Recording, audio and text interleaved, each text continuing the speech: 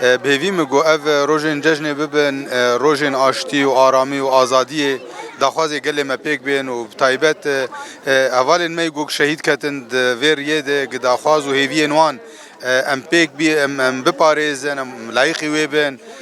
ام وان دەستکەفتیان ژی ئەف پێش بخن و ئەس باوەرم ژی ئەف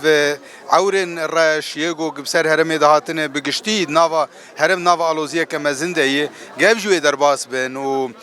دوێ باوەریە دەمە گۆک ئەمێ دەمێ پێش هینا سەرکەفتینên مەزنتر هینا گاوên بەهێز بدن نیشاندان مادام ئەف شەهیدێ مە هەنە مادام ئەم ملەتێ مە هەیە مادام ئەف باوەریا مە هەیە